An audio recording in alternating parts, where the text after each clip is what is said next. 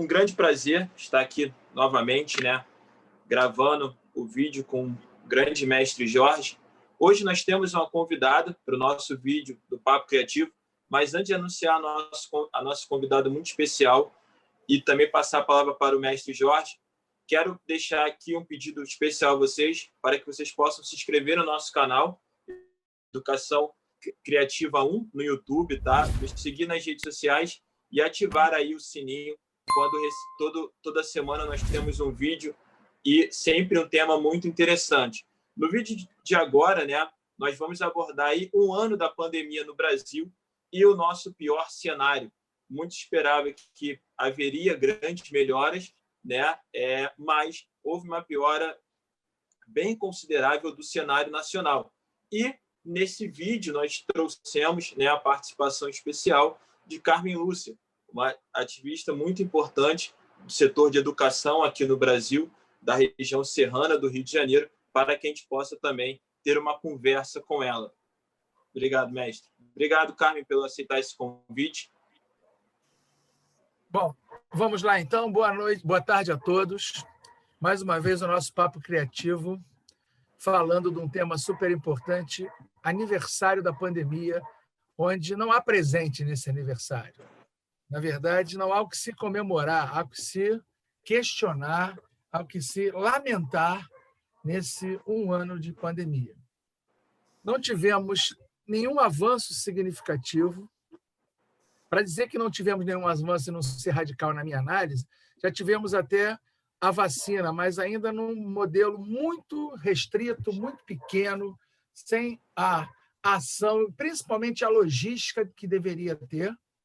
E por que isso, né? Porque o governo, que na verdade é um desgoverno, ele nunca classificou a Covid como pandemia. Para vocês terem uma ideia, vocês sabem disso, que as autoridades classificaram isso de gripezinha. Você vê no Ministério da Saúde, passaram 2 ministros da Saúde que bateram de frente com o presidente em relação à postura, atitudes a serem tomadas em relação à pandemia do Covid-19.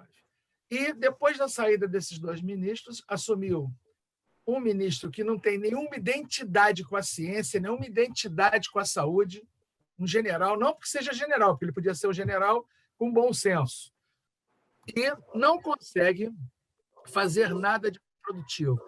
E tivemos aí o caso de Manaus, né, que foi um caso muito importante, e hoje esse caso de Manaus está começando a ser nacional. Ele saiu das fronteiras do Amazonas e está pegando praticamente todos os estados da federação, né?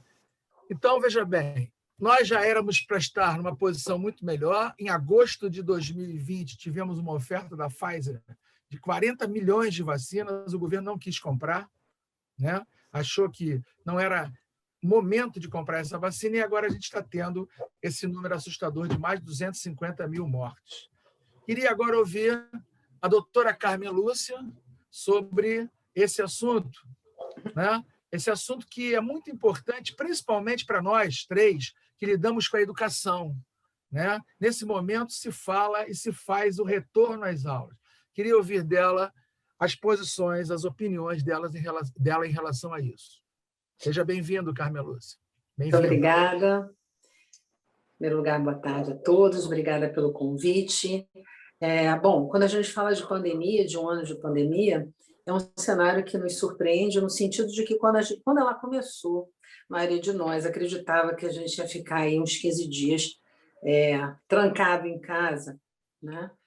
E nós estamos hoje assistindo a um desdobramento que nos leva a um confinamento com muitas e muitos desdobramentos. Confinamentos para as pessoas que, primeiro, as que podem e segundo, as que conseguem lidar com esse cenário, né? Que né, nós fomos tomados por um momento de expressão de grande desigualdade. Eu acho que a gente está conseguindo ver, com a pandemia, como é que as coisas estão funcionando num país onde algumas pessoas precisam sair, enquanto outras não precisam sair. Aquelas que precisam sair e são obrigadas a ir ou porque elas não têm condição, ou porque elas estão na frente, ou porque elas estão sobrevivendo, em contraposição àquelas que podem ficar confinadas. Tudo isso tem nos mostrado uma mistura muito doida, que a gente fica pensando como é que isso está funcionando. Porque aqueles que podem ficar confinados, ainda que seja um convite bastante difícil de você poder aceitar, muitos não estão fazendo isso. Muitos estão lidando com negação e outros com negacionismo. Né? Qual a diferença? A negação é um mecanismo de defesa que você tem para lidar com uma situação que é muito insuportável. Então, é melhor eu achar que não vai dar nada para mim do que eu ter que desmontar toda a minha vida e remontar dentro de um cenário que realmente é complicado, porque remete a não conviver, ou conviver muito pouco. Né? Então, a gente está vivendo uma situação bastante complexa que, em termos de evolução, nós podemos ver que tecnologicamente evoluiu muito, né? Em termos de meio de comunicação, a gente avançou para caramba. Foi uma vacina, a ciência se mostrou tão eficaz de produzir uma vacina em tempo recorde, e a gente tem um país que ainda não consegue vacinar em tempo recorde, muito embora nós sejamos capazes de imunizar com muito mais presteza que muitos países do mundo. O Brasil é um exemplo na questão de imunização, mas a gente não tem isso também. E dentro desse cenário bastante turbulento e complexo, nós temos que voltar às aulas, né, presenciais, o que significa não só as pessoas estarem dentro das salas de aula, mas aumentar o fluxo de pessoas dentro dos transportes públicos, dentro dos restaurantes, o que aumenta não só a transmissibilidade, mas também aumenta as mutações do vírus. Quem é contra a voltar às aulas? Eu acho que ninguém é contra voltar às aulas. Quem não está sentindo falta do outro? Que custo está sendo vivenciado para todos nós esse momento desse isolamento? No entanto, voltar sem mudar muita coisa e sem garantir a segurança, principalmente dos profissionais de educação, o que você pode pensar em aglomerar? Essa é a minha questão. Ninguém da educação, pelo menos a grande maioria, não é contra a volta presencial, é contra uma volta sem segurança. Eu não sei, né, eu gostaria de compartilhar com vocês a visão de vocês, né, ouvir a visão de vocês, né, e compartilhar a minha opinião. Né? Wagner. Nós chegamos, né, nós estamos gravando esse vídeo no último domingo, né, dia 28 de fevereiro. A gente está no nosso pior momento, né? Acho que era um momento já previsível para muitos da ciência. A própria Fiocruz já tinha emitido inúmeros comunicados, né, sobre essa parte do qual nós estaríamos passando. O Jorge trouxe um caso que foi bem emblemático, né, que foi o caso lá de Manaus, e não só Manaus, né, a própria Rondônia também teve um caso muito grave. O Amapá também chegou a ter, em alguns pontos, a falta de oxigênio, né? Que o oxigênio ele tem uma demanda muito grande nesse momento, principalmente, né, pela ventilação mecânica que a pessoa precisa ter caso ela tenha um nível mais grave dessa doença. E nós temos uma variante, né, que é chamada de variante brasileira no mundo todo, que ela começa em Manaus. O que caiu por terra, aquela ideia, né, que lá no início o vírus não seria resistente ao calor, muito pelo contrário, o vírus tem um poder de mutação muito grande. E lembrando, tá, a variante que veio para o Brasil não foi a variante chinesa.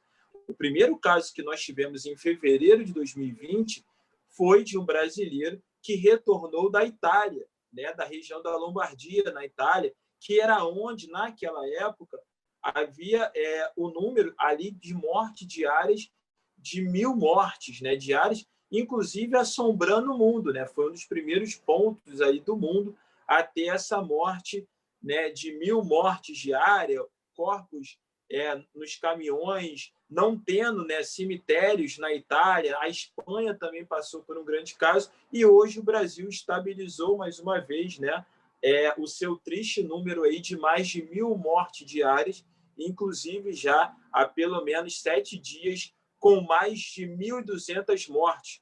Nós somos hoje no mundo, né? O Jorge trouxe um número bem interessante aqui antes da nossa gravação. Nós temos 2,5 milhões de mortes no mundo.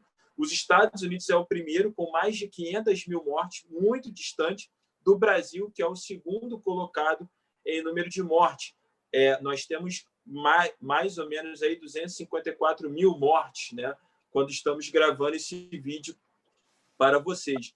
Então, isso mostra o quanto o Brasil, né, ele ainda patina muito na questão da pandemia. Nós não realizamos testes em massa, há muitos casos de subnotificação, tanto de doença quanto de mortes. Isso, né, os institutos de pesquisas como a Fiocruz, como a própria UFRJ, como a Universidade Federal da Bahia, a Universidade Federal do Amazonas relata, e sempre há essa questão que a Lúcia trouxe muito bem na sua fala inicial, sobre essa questão do negacionismo. Vamos ficar negando que nós estamos numa pandemia, né? E estamos acreditando, do tipo, o meu perfil de atleta só morre quem tem mais de 70 anos, morre só quem tem comorbidade, quando isso não é uma verdadeira, uma verdade, né? A gente pode assim dizer. Você tem casos de pessoas com menos de 60 anos. Hoje, né, a única medida, pelo menos que o mundo mostra do ponto de vista da ciência, é a questão da vacinação. Israel é um grande exemplo, o próprio Reino Unido vem como outro grande exemplo, né? A gente tentou acreditar em remédios sem eficácias como se isso fosse uma bala de prata, né? Então, deixamos que funcionasse Carnaval, Natal, o Ano Novo, e também aqui parabenizar também as escolas de samba do Rio de Janeiro, de São Paulo, os próprios blocos de carnaval, né, que não realizaram seus desfiles, que são muito comuns no carnaval, mas que em muitos pontos também houveram inúmeras outras aglomerações, né? Então, esse é um panorama, essa seria a minha primeira fala nesse panorama de um ano. Vivemos o nosso pior cenário e hoje, pelo menos 15 capitais do Brasil estão em colapso. E interessante lembrarmos, né, que o colapso antes era só da rede pública, hoje não é mais, tá? Hospitais grandes de São Paulo, dentre eles o próprio Albert Einstein, afirma que tem mais de 90% dos leitos de Covid ocupados. Então, há também uma grande demanda na própria rede particular de saúde, né? E a Lúcia trouxe aqui a questão da educação. É claro que, né, na questão da educação, algumas escolas vão estar mais preparadas do que a outra. Porém, né, não é justo voltar ou volta somente escolas particulares, enquanto a pública não pode voltar, porque aí você vai ter um nível de desigualdade de fornecimento ao serviço da educação, né? Vamos entender a educação como um serviço, nesse caso, muito maior.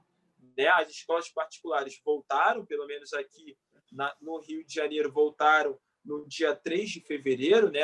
Algumas até no dia 1º de fevereiro, enquanto as escolas públicas, estaduais, federais e municipais patinam muito no seu retorno, inclusive com o aumento do número de casos, esse próprio retorno é colocado em questão. Será que as unidades de educação garantem a segurança? Como é que vai ficar a questão do transporte? Rio de Janeiro, eu tenho mais ou menos 600 mil pessoas circulando, caso a educação retorne entre funcionários e entre os alunos, né? Então, como que seria essa circulação aí no meio do transporte? Então, são questões que nós vamos precisar obedecer.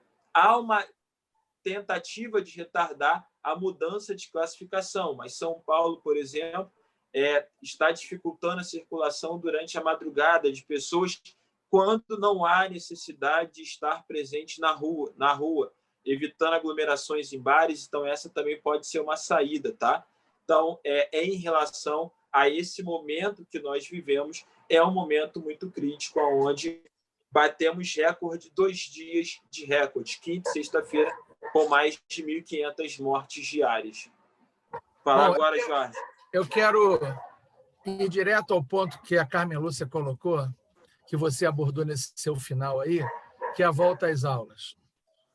E eu fico preocupado com as argumentações, inclusive, de algumas pessoas da ciência. Tem um pediatra aí, que volta e meia ele está dando entrevista na Rede Globo, e ele diz que as crianças têm que voltar de qualquer jeito, porque a criança vai perder a linha de tempo de educação, né? Isso, para mim, é de uma ignorância absurda, porque a linha de tempo da educação ela só é conseguida com a vida. Então, 2, 3 anos para você recuperar a educação, você só recupera em vivo. Em morto, você não recupera a educação. Então, quando você promove essa volta, sem nenhum critério, como o Magno e a Carmen colocaram, porque o problema não é só a sala de aula, o problema é o ir e vir, é a migração pendular, casa, escola, escola, casa. São as áreas de restaurante para alimentação. E outra coisa, como é que você vai ter um contato? Eu sou professor há 42 anos. Uma criança da pré-escola, do Fundamental 1, no que tange a usar máscara, ter o controle dela dentro de uma sala de aula. Isso é muito difícil. Eu digo uma coisa para vocês. Eu detesto dar aula de vídeo. Eu não gosto. Eu gosto da aula presencial, porque as minhas aulas são muito interativas com o aluno.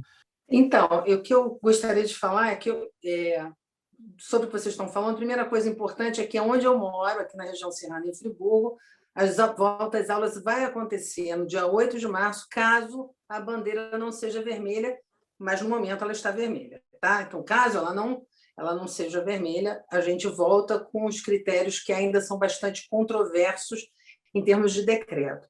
É óbvio que eu trabalho numa escola particular, a escola particular está se virando para conseguir fazer todo esse retorno, que não é simples, não é fácil, é bastante complexo, mas que, na opinião da gente, não é só, como você mesmo diz, não é a segurança que você vai fazer ali dentro da escola, mantendo o distanciamento, máscara, etc. Existem outros fatores que vão contribuir, né, para disseminar essa contaminação, e o maior risco que a gente enxerga é que os profissionais que vão estar trabalhando lá, que são o alvo maior do do coronavírus, né, são pessoas que não vão estar protegidas ainda com essa vacina. Tá? E eu também gostaria de dizer para vocês que eu falei para vocês de negação, mas não falei de negacionismo, são duas coisas diferentes. A negação é um mecanismo de defesa, né? E o negacionismo é uma posição, que pode ser por defesa ou não, mas é uma posição que tem algumas características, eu vou falar só duas delas. Uma é se acreditar na teoria da conspiração sempre, e se basear muitas vezes num fato isolado do que em todas as evidências que você tem acerca de uma determinada coisa, e se basear em crenças que não necessariamente são crenças que são sustentadas cientificamente, tá? Mas são sustentadas pela vontade ou pela sua crença pessoal, tá? E aí você pode imaginar milhares de cenários, né? Então, a gente tem vivido uma negação por dificuldade, um negacionismo por crença, ou por mau caratismo também. Enfim, a gente não sabe, mas assim, a gente não pode botar todo mundo no mesmo saco, mas a gente pode ver que pessoas com más intenções e pessoas também com ótimas intenções, todas estão negando, né? E a maior parte das pessoas que a gente tem visto dizem, olha, eu tô tomando o maior cuidado, boto máscara, boto álcool gel e vou para tudo quanto é canto. E isso, obviamente, não garante nada.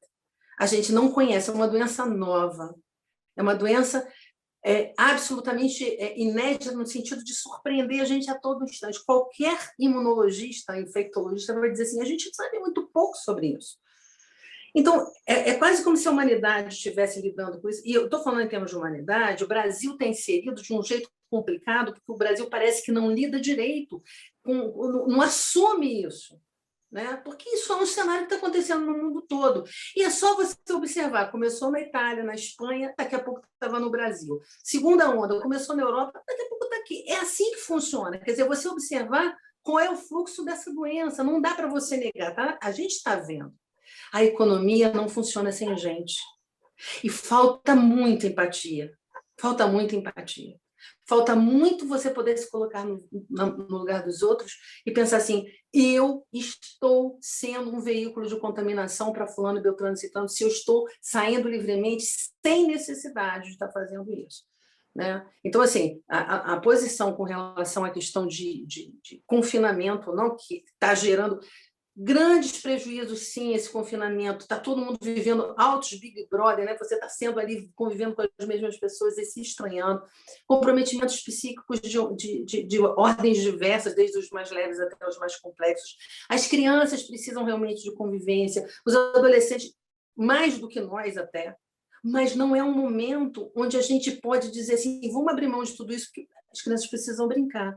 Vamos abrir mão de tudo isso para as crianças brincarem com segurança para elas se manterem vivos, seus pais também, seus avós também, todo mundo. Enfim, é isso. Bom, olha só, como a gente já está chegando ao fim do nosso papo criativo, eu queria dizer que isso, para mim, é um jogo, né? A vida versus capital. E está uma vitória fácil do capital sobre a vida. Né? O capital está vencendo a vida em cima disso que você falou ainda agora, Carmen, que é a economia não está viabilizada. Né? Mas a economia, como você falou também, ela só funciona com gente. Sem gente não tem economia. A hora que morrer todo mundo, não tem economia. Né? As pessoas têm que ver essa linha de raciocínio. Então, é um sacrifício, eu sei que é muito sacrifício, como você falou muito bem, mas é um momento da gente ter consciência. Outra coisa que eu vejo muito nesse momento é o individual passando por cima do coletivo. Esse é um processo, na minha visão, inclusive, sociológico brasileiro. Né? Diferente, eu até comentei isso com você, Carmen, está lembrado? Que a gente falou no telefone. Eu vi um exemplo que foi colocado no Facebook. O Churchill, na Segunda Guerra Mundial, pediu: eu não quero que acenda as luzes a partir das 17 horas por causa dos bombardeios alemães. Ninguém acendeu a luz. Aqui a gente fala que não pode aglomerar, todo mundo vai aglomerar. Então não tem o sentido coletivo de povo, de sociedade. É cada um por si. Eu quero que se dane. Eu vou sair e pronto. Aí entra no que você falou também. Eu vou de máscara e levo meu álcool. Isso não vai resolver nada. E aí, Magno? Acho que essa é uma grande questão, né? No Brasil, nós observamos muito esse liberalismo, né?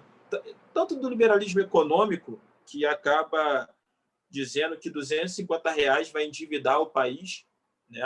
Um auxílio emergencial que é necessário, porque você vai ter que, a população vai ter que sobreviver de alguma forma, e R$250 não é, né, o valor ideal para essa medida.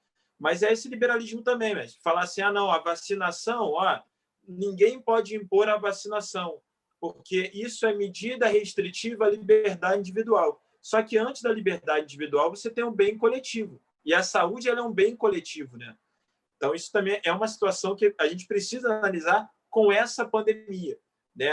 Eu coloco em risco a minha saúde, porque eu optei em pegar o meu carro e dirigir a 180 km por hora, beleza.